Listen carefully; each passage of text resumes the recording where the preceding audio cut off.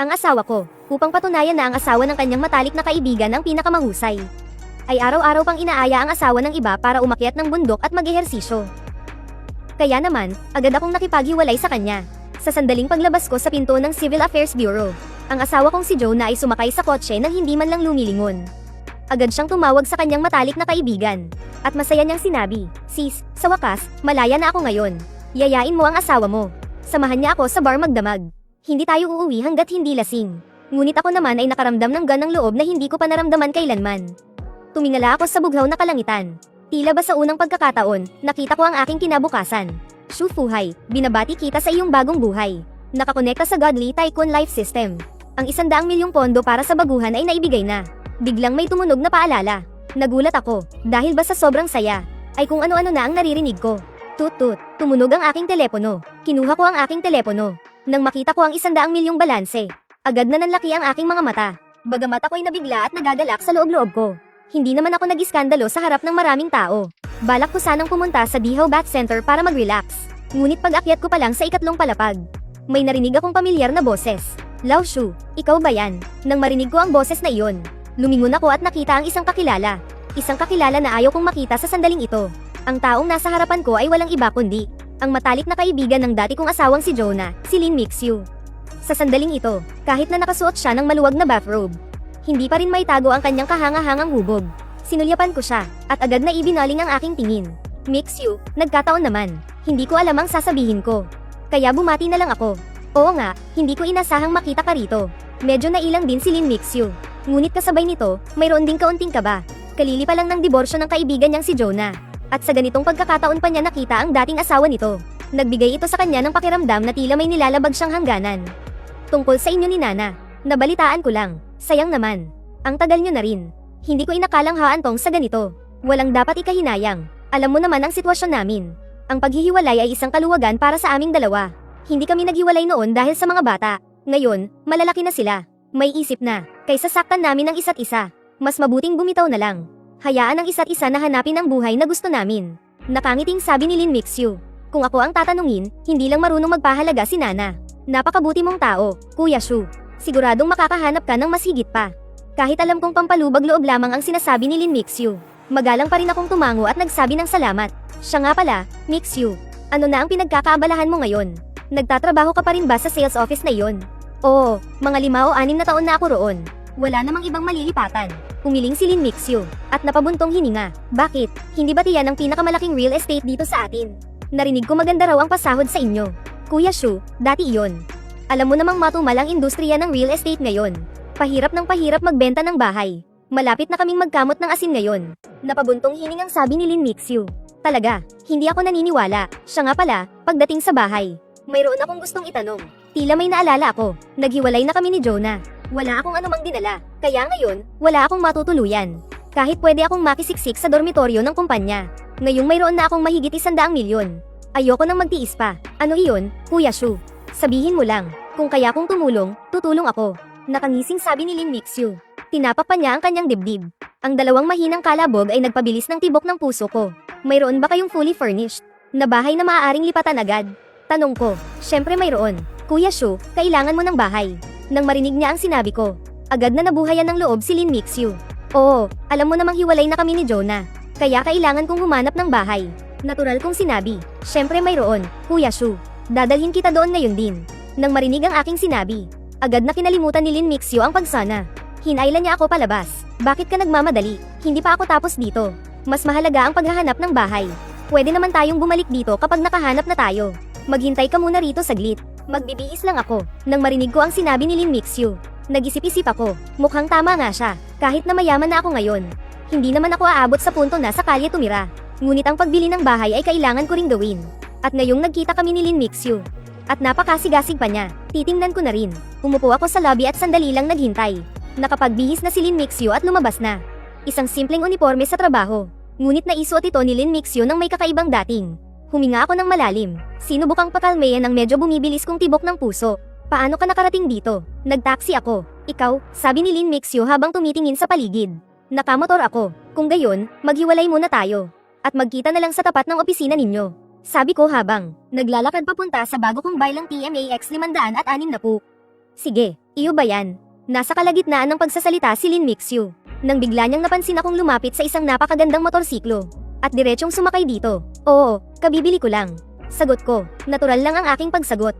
Saka isinuot ang aking helmet. Sabi ni Lin Mixu, habang hindi mapigil ang titigan nito ng maigi. Ang ganda, magkano ito? Kahit hindi siya maalam sa motorsiklo. Ang marangyang anyo nito ay nagsasabing, tiyak na hindi ito mura. Habang hindi ko alam kung paano sasagutin. Pare, ang ganda ng motor mo. Bagong TMAX 560 na po. Isang Harley Davidson ang umugang at huminto sa aking tabi. Tinanggal ng may-ari ang kanyang helmet. At masigla akong binati, mahirap kunin ang motor na yan. Siguro mga 170 o 180,000 ang halaga niyan, kasama na lahat. Ngumiti ako at tumango, at nakipag-usap ako sa kanya ng sandali. Walang mali siya ang nagsalita, ngunit may kahulugan ito sa nakikinig. Nang marinig na ang motorsiklong ito na mukhang maganda, ay nagkakahalaga pala ng 170 hanggang 180,000. Nanlaki ang mga mata ni Lin Mixu. Mahigit 6 na taon na siyang nagtatrabaho sa Hengshan Real Estate. At noong nakaraang taon lang siya naglakas loob na bumili ng maliit na kotse para sa serbisyo. At hulugan pa iyon, ngunit ang 2 gulong na motorsiklong ito sa kanyang harapan ay katumbas pala ng 2 sa kanyang sasakyan. Hindi maalam si Lin Mixu sa motorsiklo, kaya hindi niya maintindihan kung bakit mas mahal pa ang motorsiklo kaysa sa kotse.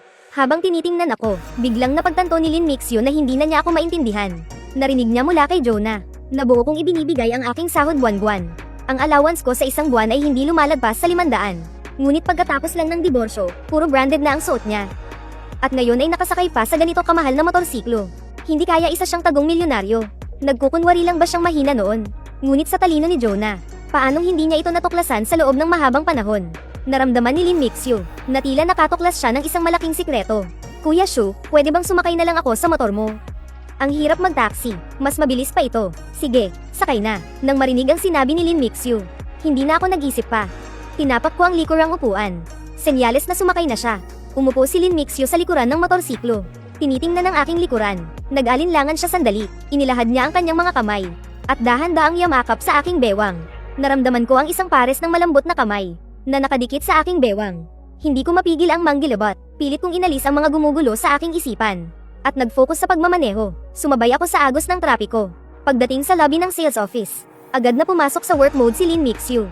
Kumuha siya ng isang makapal na polyeto.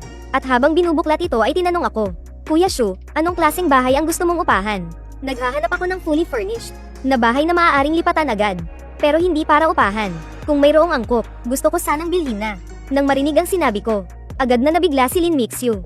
Hindi niya talaga inasahan na itong si Kuya Shu, nakada rating lang mula sa diborsyo kay Jonah, ay bibili agad ng bahay.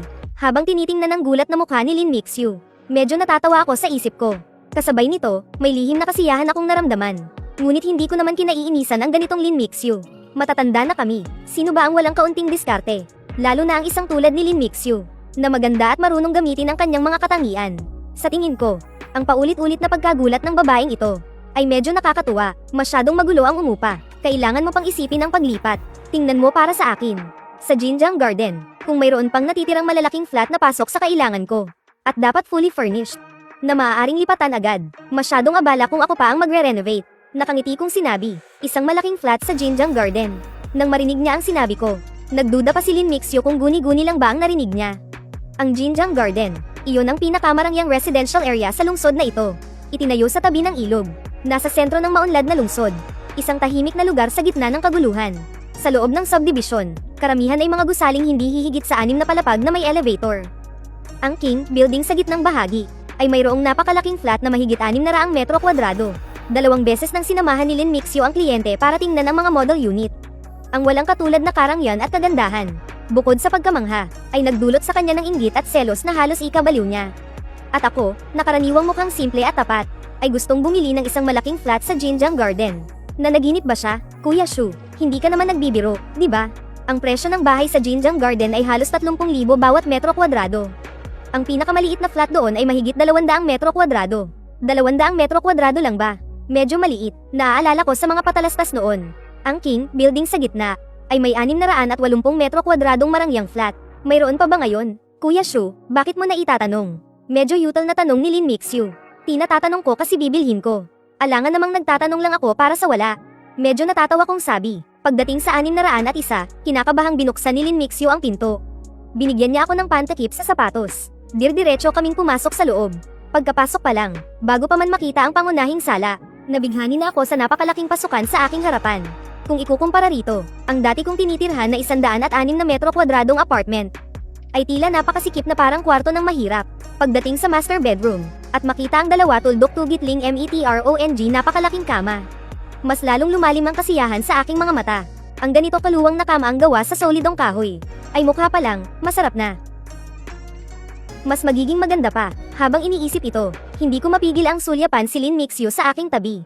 Sa totoo lang, kahit na si Lin Mixio ay mahigit 30 na, ang kanyang mature na alindog, ay hindi may kukumpara sa isang musmos na dalaga. Hindi bababa sa 85 ang kanyang marka. Tila naramdaman niya ang aking tingin. Bahagyang uminit ang mukha ni Lin Mixio, ngunit hindi niya iniwasan ang aking tingin. Mayroon pang ang bahagyang kagalakan sa kanyang mga mata. Matapos tingnan ng silid tulugan, sinilip din namin ang iba pang mga kwarto. Lubos akong nasiyahan. Magkano itong bahay na ito? Isang presyo lang, 30 milyon. Kung hindi, Kuya Shu, dadalhin kita para tumingin ng iba pang bahay. Pabulong na sabi ni Lin Mixio. Hindi na, ito na. Ayusin na natin ang mga papeles. Masaya kong sinabi, ano, Kuya Shu, bibilhin mo itong bahay. 30 milyon ito. Nang marinig niya ang sinabi ko, agad na nanlaki ang mga mata ni Lin Mixio. Ano, Kuya Shu, bibilhin mo itong bahay. 30 milyon ito. Oo, gusto ko ang bahay na ito. Huwag mong sabihing hindi ito maaaring bilhin. Pabiro kong sabi, habang tinitingnan si Lin Mixio, na paulit-ulit na nagugulat sa akin. Ang aking pagiging pilyo ay lubos na nasiyahan. Hirap na tumango si Lin Mixio. Sumama siya sa akin sa baba para ihanda ang mga papeles. Sa daan, tulala si Lin Mixio. Hanggang sa sandaling inilabas ko ang aking bank card para magbayad. Tila doon lang siya nagkamalay. Ang King Building ng Jinjiang Garden ay naibenta sa halagang 30 milyon. Maging ang sales manager ay naalarma. Ang lahat ng tao sa sales office ay nakapaligid sa aming dalawa ni Lin Mixio. Pinapanood akong isaksak ang bank card sa POS machine. Ilagay ang password, at matagumpay ang transaksyon, habang pinapanood ang mahabang resibo na lumalabas mula sa POS machine. Binabati kita, Ginoong Shu, sa pagiging pinakamarangal na may-ari sa aming Jinjiang Garden. Pagkatapos ay pinangunahan niya ang lahat ng tauhan sa sales office. Sa isang malalim na pagyuko sa akin. Talagang naibenta, habang pinapanood ang eksenang ito. Hirap na lumunok si Lin Mixio. Shaolin, si Ginoong Shu ang ating pinakamarangal na may-ari. Mula ngayon, ikaw ang bahala sa lahat ng pangangailangan ni Ginoong Shu. Ano man ang hilingin ni Ginoong Shu, dapat mong tuparin ng walang pasubali. Naiintindihan mo ba? Lumapit ang manager kay Lin Mixio. At seryosong sinabi, habang pinakikinggan ng kahulugan sa likod ng mga salita ni Manager Ma. Lalo na ang tuparin ng walang pasubali. Tila may naisip si Lin Mixio. Namula siya at tumango, muling paglabas mula sa Hengshan Real Estate, habang nakaupo sa likuran ng motorsiklo. Sa pagkakataong ito, natural na yamakap si Lin Mixio sa aking bewang. Nang humandar na ang motor. Matapos ang sandaling pag-aalinlangan, dahan-dahan niyang idinikit ang kanyang katawan sa aking likod. Habang ako ay nakatuon sa pagmamaneho, bigla kong naramdaman ang mainit at malambot na pakiramdam sa magkabilang gilid ng aking likuran. Dahil dito, mas humigpit ang hawak ko sa manibela. Upang maiwasan ang aksidente, sa likuran, bumibilis ang tibok ng puso ni Lin Mixio. Ilang beses niyang sinubukang umayos ng upo, ngunit sa pag-alala sa 680 metro kwadradong napakarangyang flat sa Jinjiang Garden, hindi niya magawa ang desisyon. Sa huli, isinubsob na lang niya ang kanyang ulo sa aking likod. Habang sinisinghot ang banayad na amoy ng leather mula sa mamahaling tela ng aking jacket. Tila bahagya siyang nalasing. Yintay Department Store, ang pinakamalaki at pinakamarangyang department store sa lungsod. Ilang oras lang ang nakalipas. Narito ako para bumili ng mga damit para sa sarili ko. Gumastos ako ng mahigit 200,000. Hindi ko inakalang babalik ako agad dito. Dati, sa ganitong klaseng lugar, halos hindi ako nakakarating ng 2 beses sa isang taon. Magkatabi kaming pumasok sa mall. Sa daan, naramdaman ko ang mga tingin ng inggit at selos mula sa maraming lalaki. Dumiretso kami sa ika-4 na palapag. Sa mungkahi ni Lin Mixio, bumili ako ng 4 na set ng mamahaling cover kama, at nagdagdag pa ng ilang gamit sa bahay. Mahigit 100,000 na naman ang nagastos. Habang pinapanood akong mamili ng hindi kumukurap, ang mga mata ni Lin Mixio ay lalong nagningning. At ang kanyang katawan ay tila lalong lamambat. Ang pamilyar na lalaking ito sa kanyang tabi, ay lalong tumatangkad sa kanyang paningin. Ang kanyang pagiging bago at misteryoso ay nagbunsod ng matinding pagnanais na tuklasin siya. Ang mga cover cam ang nagkakahalaga ng mahigit 100,000, ay pumuno sa ilang malalaking supot. Siyempre, ang tindahan ay nag-alok ng serbisyo ng paghahatid. Matapos kong magbayad at iwan ang address, hindi ko na ito inalala pa. Dinala ko si Lin Mixio sa ikalawang palapag, kung saan maraming mamahaling tindahan. Dumiretso kami sa isang branded na tindahan, habang si Lin Mixio ay nakatingin sa mga bag at damit sa buong silid, na may ekspresyon ng paghahangad. Basta ko nalang kinuha ang isang pambabaing bag mula sa estante. Magandang araw po, sir. Ito po ang kasalukuyang euro. Euro, bagong labas na handbag para sa season na ito. Bagay na bagay po sa kasama ninyo. Ang presyo po ay 28,000. Bilhin ko na, sabi ko ng magaan. Nagbayad gamit ang card. Pagkatapos ay kinuha ko ang handbag mula sa sales associate. At ibinigay ito kay Lin Mixu. Para sa iyo. Sinamahan mo ako maghapon. Napagod ka rin.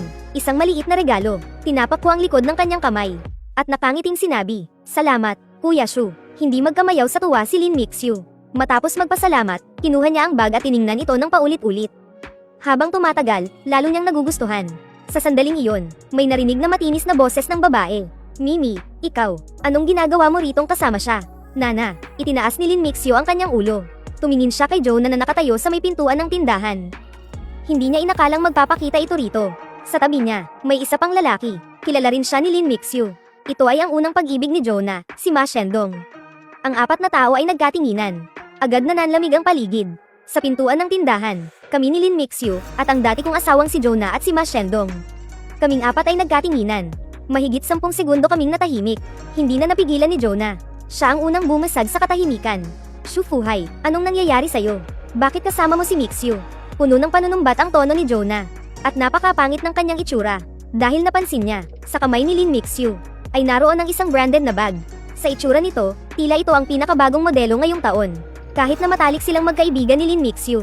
Sa trabaho man o sa buhay, mahilig si Jonah na makipagkompetensya ng palihim. Ang bagong handbag na iyon ay nagkakahalaga ng hindi bababa sa 20 o 30,000. Dahil dito, bigla niyang naramdaman na ang bag na nagkakahalaga ng mahigit 6,000 na kabibili lang ni Ma Shendong para sa kanya ay nawalan na ng halaga. Ang mas mahirap pa niyang tanggapin ay, kakahilaway lang nila sa akin. At heto ako, kasama ang kanyang matalik na kaibigan na namimili sa isang mamahaling tindahan. Dahil dito, biglang nag-alab ang galit sa kanyang puso.